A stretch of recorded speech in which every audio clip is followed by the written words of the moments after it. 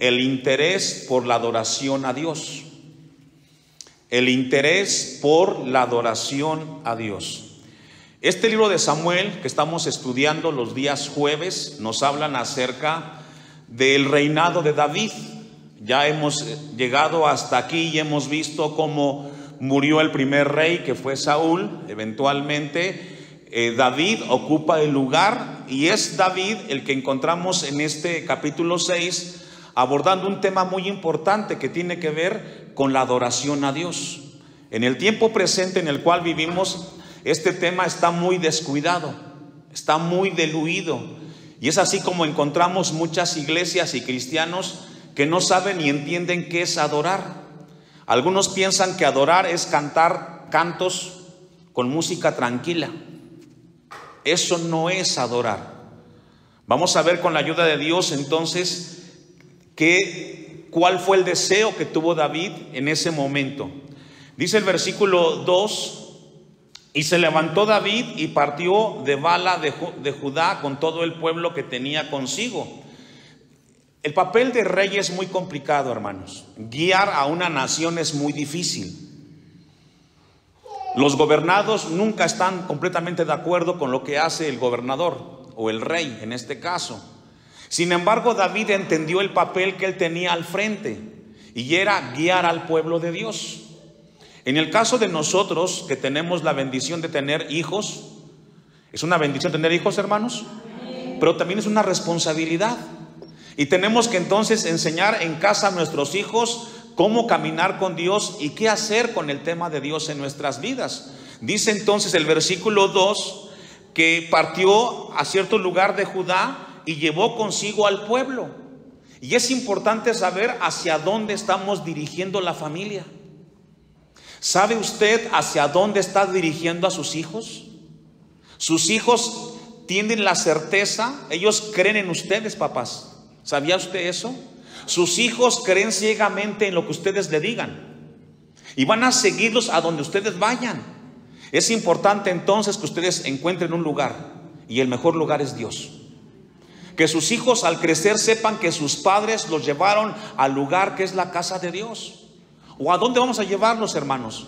El mundo está plagado de mucha maldad y violencia, pero David llevó consigo el pueblo, y vamos a ver hacia dónde los llevó, para hacer pasar de ahí el arca de Dios. Es decir, llevó a su pueblo para presenciar el paso del arca de Dios. En el Antiguo Testamento, en el libro del Éxodo, a partir del capítulo 26 encontramos que el arca representaba la presencia de Dios.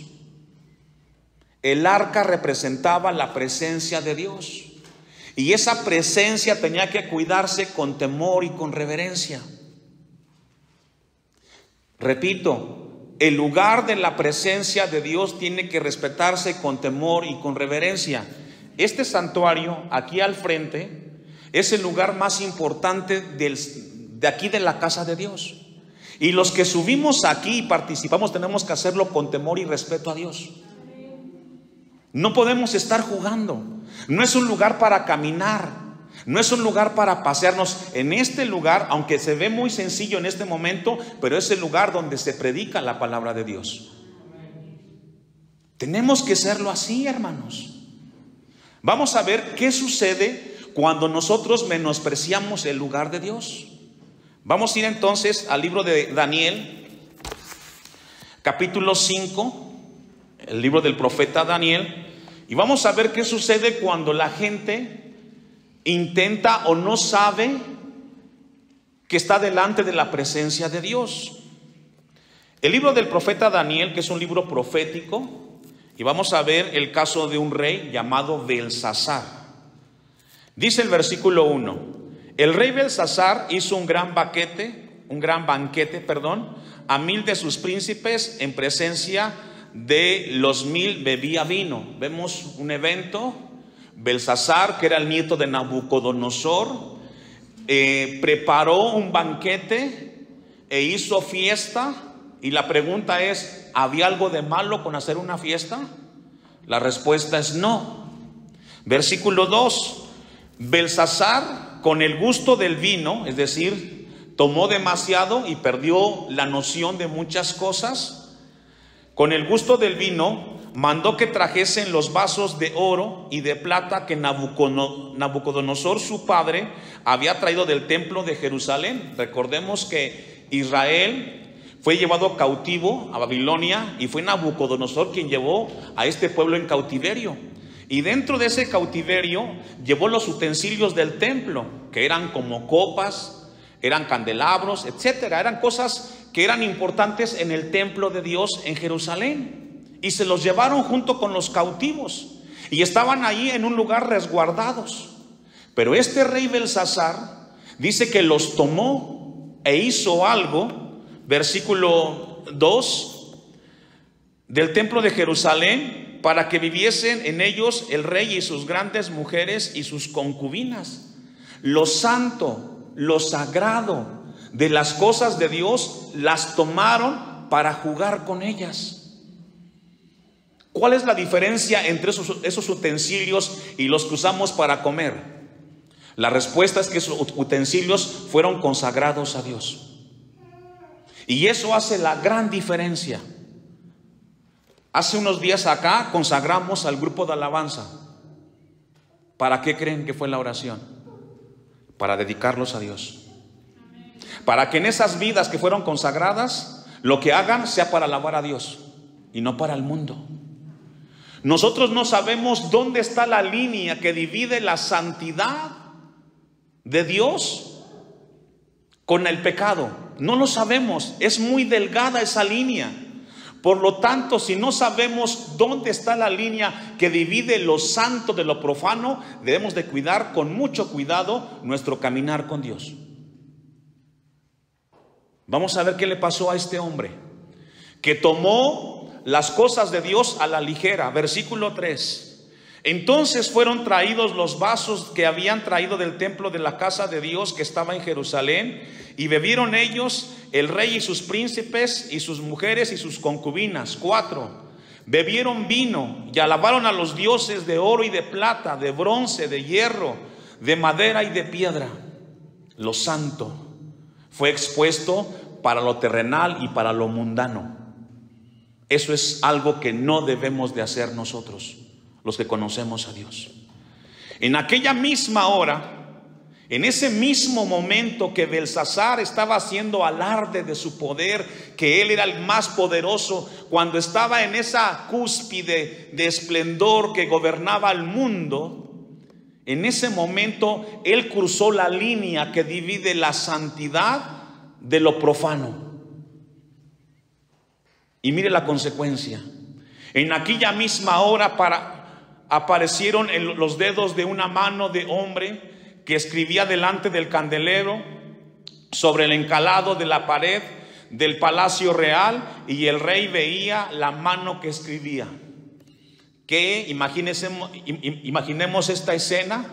Está el evento, la fiesta, la gente riéndose, la gente tomando, las mujeres embriagados. Y de repente aparece en la pared una mano escribiendo algo sobrenatural. Esa escena trajo a esas vidas una enseñanza. Y dice el versículo 6: entonces el rey palideció y sus pensamientos se turbaron y se debilitaron sus lomos y sus rodillas daban la una con la otra.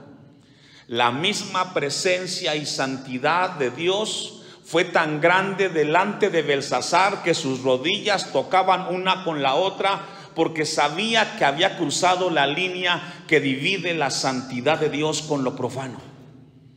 Y se le quitó la borrachera. Eso es lo que dice la Biblia.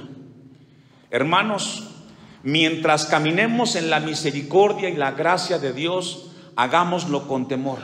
Porque una vez crucemos nosotros la línea que le falta el respeto a Dios, no hay regreso. Se acabó el favor de Dios, se acabó la misericordia de Dios. Recordemos el capítulo 6 del segundo libro de Samuel. Dice que David dirigió al pueblo.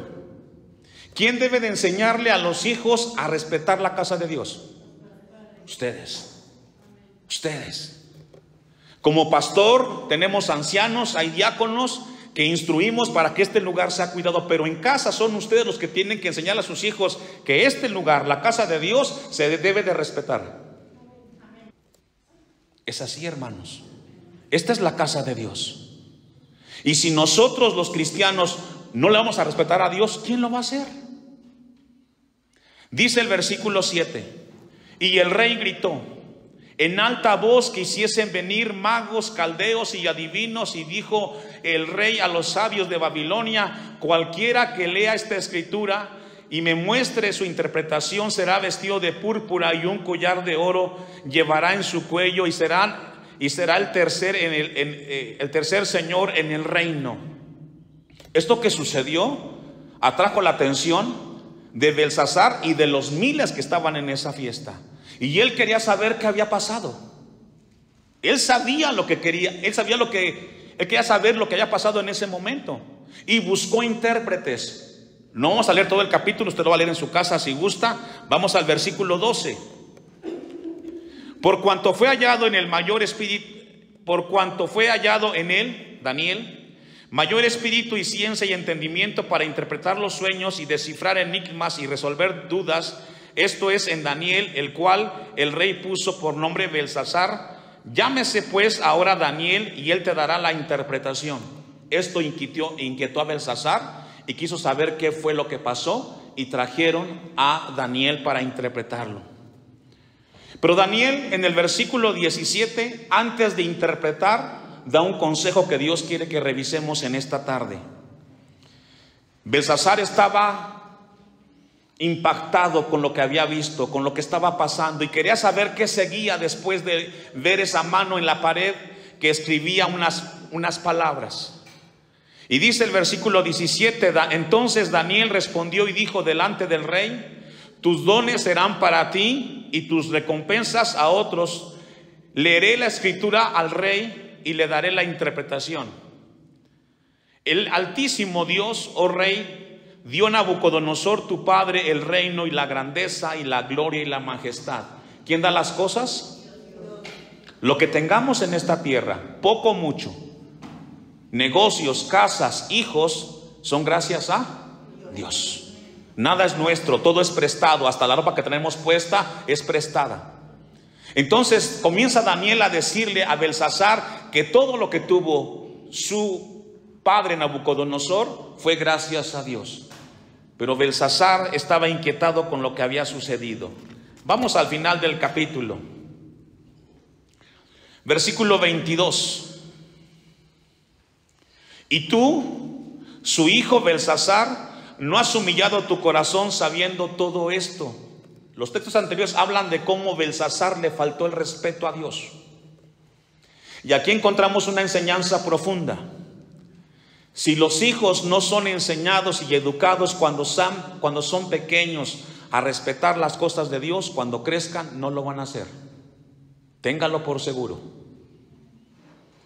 Y serán más irrespetuosos con las cosas de Dios. Yo le hago una pregunta, y aquí estamos en este lugar que es la casa de Dios. ¿Qué es lo que hace diferente este lugar donde estoy yo y donde está usted? Es un mismo edificio, humanamente hablando. La diferencia es que en este lugar se predica la palabra de Dios y debe de ser respetado con reverencia y con temor. Y Belsasar no se humilló y tomó a la ligera y usó los vasos del templo para disfrutar una fiesta mundana. Pero Dios no pasó por alto ese hecho, como nunca pasará por alto aquello que ofenda su nombre. Versículo 24. Entonces de su presencia fue enviada la mano que traza esta escritura, y la escritura que trazó es Mene, Mene, Tekel, Uparquisin. Esta es la interpretación del asunto. Mene, contó Dios tu reino y te ha puesto fin. Qué profundas palabras, ¿verdad? Que venga Dios y te diga: se te acabó tu tiempo aquí en la tierra. No tienes ni un segundo más, ni un minuto más. Imagínese el gobernador, el rey, el que estaba al frente del imperio más importante en ese momento. El creador se le para enfrente y le dice: tus días han terminado, Belsasar. No sabemos cuándo es nuestro último día en esta tierra, pero no tentemos a Dios. Un día vamos a morir, pero no tentemos a Dios faltándole respeto. Cuidemos nuestro servicio a Dios y respetemos a aquel que nos dio la vida. Contó Dios tu reino y le ha puesto fin. Tequel, pesado has sido en balanza y fuiste hallado falto. ¿Qué significa eso? Significa rendición de cuentas. Al final de nuestra existencia en esta tierra, dice la Biblia que entregaremos cuentas a Dios de nuestra vida. Está establecido que el hombre muera una sola vez y después ¿qué? ¿El juicio de qué? De lo que hicimos. ¿Cómo lo hicimos? ¿Con qué corazón? Todo eso va a ser entregado cuentas a Dios, hermanos. Y no sabemos cuál es nuestro último día. Por lo tanto, si no sabemos cuál es nuestro último día, tenemos que hacer todos los días, mientras Dios nos dé vida, las cosas para Dios con temor y con reverencia. Eso es lo que dice la Biblia. Ha sido puesto en la balanza Belsasar y fuiste hallado falto.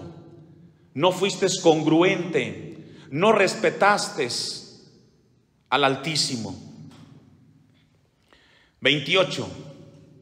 Pérez, tu reino ha sido roto.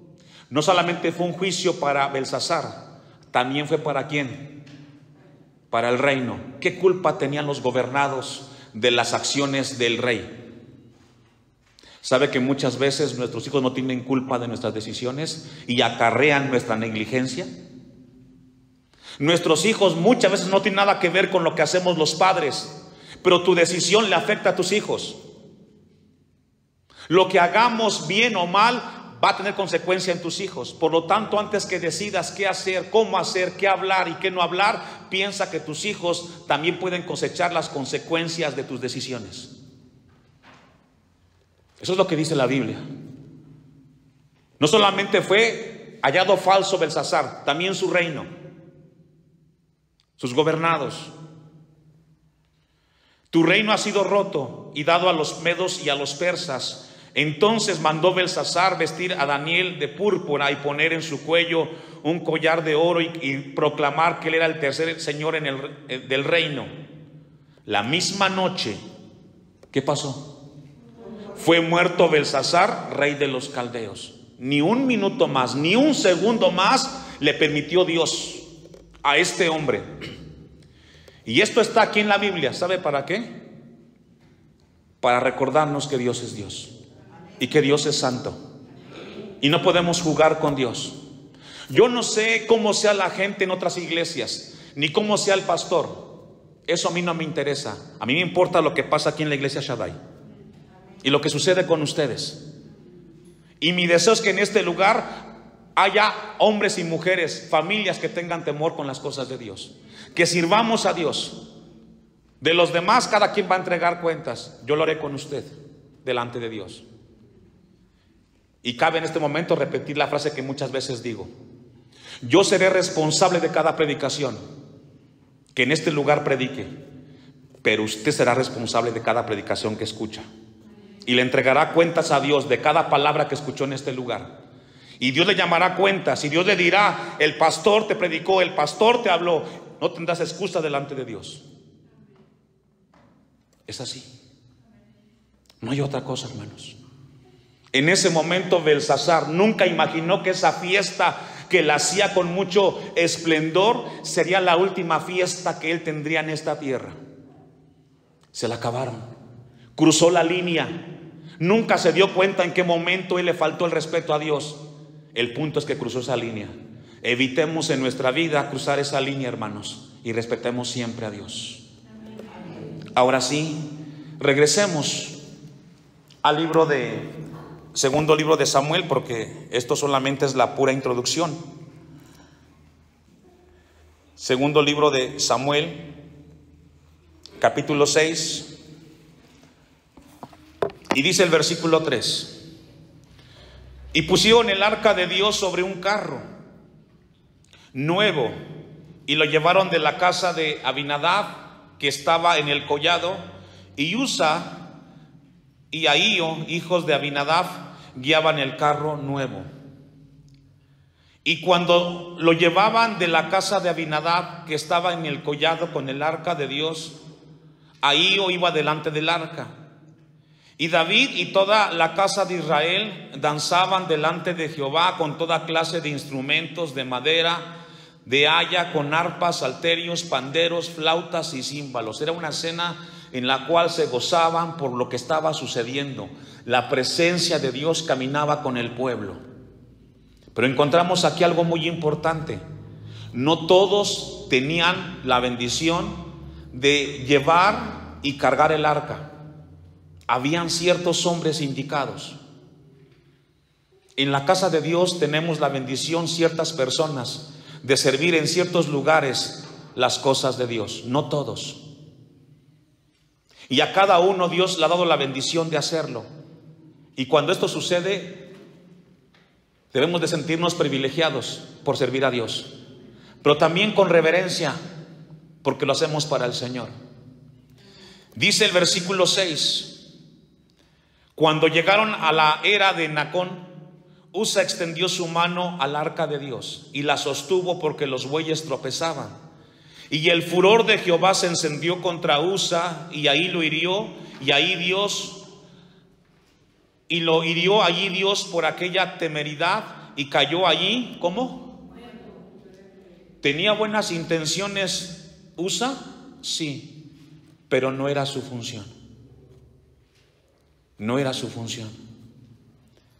A veces pensamos que el que predica, los que cantan, los que oran, los que sirven, cualquiera lo puede hacer. No. Dios escoge hombres y mujeres para hacer cierto servicio en la casa de Dios. Y no cualquiera lo puede hacer. Aunque se ve muy sencillo, no, pues el pastor se para enfrente, predica su sermón y todo está. No, no cualquiera, hermanos. Cuidemos, porque aunque querramos hacer las cosas para Dios, si no es tu lugar, cuidado, porque entonces puede venir hacia ti reprensión de parte del Señor. Dice aquí la Biblia que entonces Usa cayó muerto. ¿Por qué? ¿Fue Dios injusto? No, no era su lugar. Aquí cada uno somos encargados y delegados para servir a Dios en una área. Y aunque sepamos cómo se hace, si no es tu lugar y no es tu bendición, solamente oremos y pidamos por los que están sirviendo a Dios. Versículo 8: y se entristeció David por haber herido Jehová a Usa, y fue llamado aquel lugar Pérez Usa hasta hoy. Esta escena quedó en la historia y se levantó un altar ahí, hermanos, como un testimonio de que la presencia de Dios. Ahora yo hago una pregunta: los que han leído la Biblia, ¿saben qué era el arca? Era una mesa de unos 50 de alto, de 30 centímetros de ancho, 1,10 de largo. Era una mesa. ¿Qué la hacía especial? La presencia de Dios. Eso es todo. Este lugar por fuera parece un edificio común y corriente, pero en este lugar está la presencia de Dios. Y aunque para la gente sea un lugar común y corriente, en este lugar la presencia de Dios está aquí y su palabra es predicada. Y tenemos entonces que nosotros cuidar con temor y con reverencia. Vamos a buscar, con la ayuda de Dios, el Salmo 145, versículo 3. El interés que tuvo David por la adoración del pueblo a Dios. Había un interés y un deseo. El Salmo 145, versículo 3 nos habla de las razones por las cuales nosotros debemos de adorar a Dios. ¿Qué es adorar a Dios, pastor? Esto es muy importante. ¿Qué es adorar a Dios? ¿Qué significa o qué es lo que Dios quiere que aprendamos nosotros? ¿Qué es adorar a Dios? Y es muy importante. Adorar a Dios es exaltar a Dios por lo que Dios es. Eso es adorar a Dios. Exaltar a Dios por lo que Él es. Adoramos a Dios porque Él es grande, porque Él es un Dios de amor, un Dios de misericordia, y nos habla de rendir nuestra vida a Él. Y la palabra proskuneo, que es la que significa adoración en el griego, se habla de una actitud de reverencia y respeto a Dios. Eso también es adoración. Y dice el versículo 3 del Salmo 145: grande es Jehová. ¿Cómo es Dios? Grande. Y digno de suprema alabanza. Si Dios es grande, nuestro Dios es digno. Él merece nuestra alabanza. No es que sintamos, sino que cada vez que estemos delante de Él, Él es digno de que nuestras voces alaben al Dios Altísimo. Él es digno. No cuestionamos a Dios, lo alabamos porque Él es grande. Él perdona nuestras iniquidades. Y su grandeza es inescrutable. Generación a generación celebrarán tus obras. Y hoy en el siglo XXI, 2025, aquí en Santa Clara, esta generación que está levantado aquí, adora a Dios. Pero hagámoslo con respeto, con reverencia, porque es la grandeza de Dios a quien lo hacemos. Y anunciará tus poderosos hechos. En la hermosura de la gloria de tu magnificencia y en tus hechos maravillosos, ¿qué, hermanos? Meditaremos. Es decir, cuando vemos todo lo que sucede a nuestro alrededor, meditamos y damos gracias. Hoy, por ejemplo, amaneció en la mañana, abrimos los ojos, despertamos. Y no es una rutina, es un milagro estar vivos en este día, hermanos. Despertar en la mañana, levantar a tus hijos y encomendarlos a la escuela y que vengan a la casa con bien, es otro milagro. Que esta tarde estemos aquí escuchando la palabra de Dios es un milagro de Dios. Toda nuestra vida y todos los días es un milagro que Dios nos da y tenemos que aprovechar y valorarlo, hermanos. Por eso el texto dice en el versículo 6: del poder de tus hechos estupendos hablarán los hombres. Y esta tarde es lo que hacemos. Hablamos de cómo Dios nos ha guardado y cómo Dios nos ha guiado.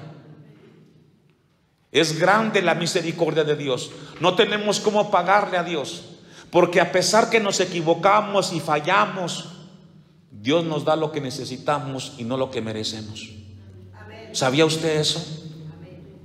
Es tan importante entonces en esta tarde, Señor, darle gracias a Dios. Me equivoqué quizás en el día, Dios. Hice algo, pensé algo que no agradaba a Dios. Pero Dios es tan bueno que me da la oportunidad esta tarde de ponerme a cuentas con Él. Y esa es su gracia y su misericordia. El 8 y concluimos. Clemente y misericordioso es Jehová, lento para la ira, ¿y qué? Es decir, Dios es tan grande, que a pesar de cómo somos y cómo nos portamos, Él espera que nosotros como hijos de Dios reconozcamos dónde estamos fallando. Vayamos a Él en arrepentimiento y fe y comencemos a partir de esta tarde, porque no podemos cambiar el pasado. Si hemos hecho cosas que no agradaban a Dios, están atrás. Pero a partir de hoy, con lo que Dios nos ha enseñado, podemos cambiar nuestra forma de caminar con Dios. Y aquí también en la casa de Dios. No podemos cambiar por lo que se hizo, pero a partir de hoy hay una oportunidad delante de Dios para que comencemos a hacer las cosas con mesura, con respeto, porque es para Dios.